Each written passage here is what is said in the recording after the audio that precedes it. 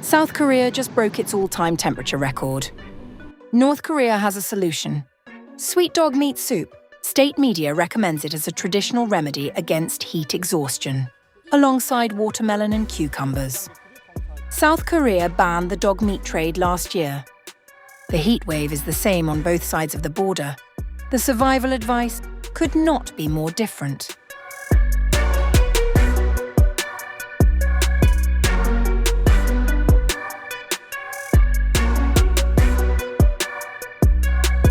Heat waves are gripping the Korean Peninsula, and one government has a very unusual solution. While South Korea bans the dog meat trade, North Korea is urging people to eat dog meat soup to beat the scorching summer temperatures. As record-breaking heat sweeps across both countries, the stark contrast between the two Koreas is once again on full display. North Korea's state media has revived its long-standing promotion of dog meat soup as a traditional remedy against the summer heat, recommending the controversial dish as temperatures soar across the Korean Peninsula. The recommendation appeared in the ruling Workers' Party newspaper, Rodong Sinmun, which published health advice on coping with the ongoing heat wave and preventing heat-related illnesses. In an interview with a senior doctor from Pyongyang General Hospital, the newspaper warned that conditions such as cardiovascular disease, diabetes and hypothyroidism could worsen because of heat exhaustion and heat stroke. Alongside cooling foods such as watermelon, cucumbers and mung beans, the paper also recommended what it described as highly nutritious dishes, including dog meat soup, fish porridge and red bean porridge. Known locally as dangogi guk, or sweet meat soup, the dish has long been promoted by the North Korean government as a traditional health tonic, particularly during the hottest days of summer. Although widely recognized, the dish remains expensive and is beyond the reach of many ordinary North Koreans. Dangogi is popular in the north, but it is a pricey food. It is mostly consumed on hot summer days to help fend off heat exhaustion. For decades, Pyongyang has actively promoted dog meat consumption, establishing specialist restaurants along the Taedong River, registering regional recipes as cultural heritage, and even organizing annual cooking competitions to elevate the dish's status as a patriotic summer food. The recommendation comes as North Korea experiences a prolonged spell of tropical nights, with overnight temperatures remaining above 25 degrees Celsius since late July. State broadcasters say sweltering heat advisories remain in force across much of the country, with daytime temperatures expected to reach between 35 and 40 degrees Celsius in several regions, including the capital, Pyongyang. The approach stands in sharp contrast to neighboring South Korea, which passed landmark legislation in 2024 banning the breeding, slaughter, distribution, and sale of dogs for human consumption.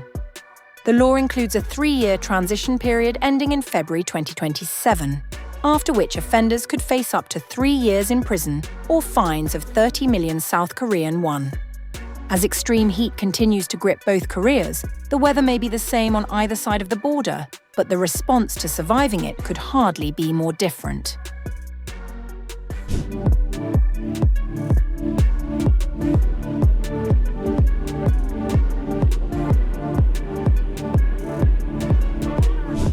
South Korea is battling an unprecedented heat wave, with record-breaking temperatures sweeping across the country and forcing authorities to expand emergency measures as millions struggle to cope with extreme heat. The intensity of the heat was on full display in Seoul on August 3rd, where an ice block melted in just 36 minutes under a scorching temperature of 36.7 degrees Celsius, highlighting the severity of the conditions gripping the capital. Forecasters say the extreme heat, initially concentrated in the country's southeast, is now spreading toward the densely populated Seoul metropolitan area and western regions. The Korea Meteorological Administration has said that the heat wave is due to overlapping high-pressure systems over the Korean Peninsula, combined with strong, direct sunlight under clear skies. The heat in South Gyeongsang Province in the southeast has been intensified by the Foin phenomenon, which occurs when wind crosses a mountain range and becomes hotter and drier on the other side. According to the Korea Disease Control and Prevention Agency, as of August 2nd, 14 people had died and 1,889 others had suffered heat-related illnesses since mid-May. Updated figures released ahead of Tuesday showed the toll had risen to 16 deaths and more than 2,000 heat-related illnesses. As temperatures climbed, families flocked to Seoul's Cheonggyecheon stream, where the city launched a summer water festival with splash zones and paddling areas to provide relief from the relentless heat. I think we've reached a point where it's almost impossible to go about daily life in Seoul without a parasol.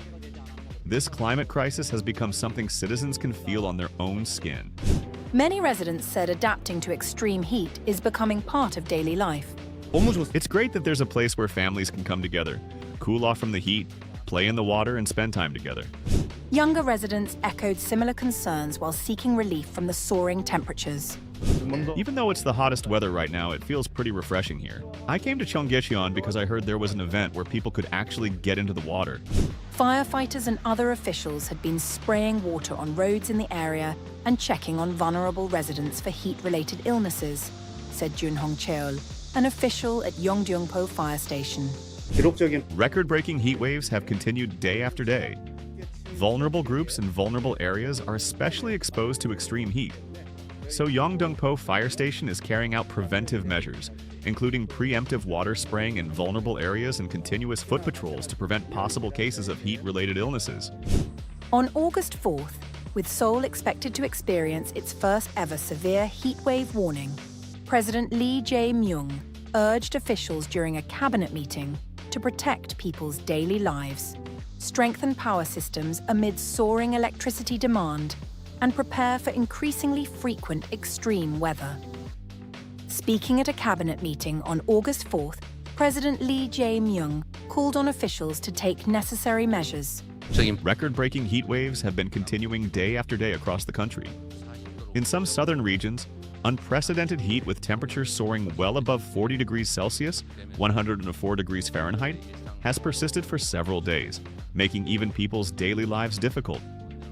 The situation is very serious, with nearly 2,000 cases of heat-related illnesses reported since May and 16th deaths caused by the severe heat. We need to make efforts for a fundamental overhaul of the national crisis system, since this extreme weather is becoming normal. This is the time to further raise nationwide awareness of the risks posed by heat waves. As South Korea braces for more days of temperatures approaching 40 degrees Celsius, authorities warn that what was once considered exceptional weather is rapidly becoming the country's new normal.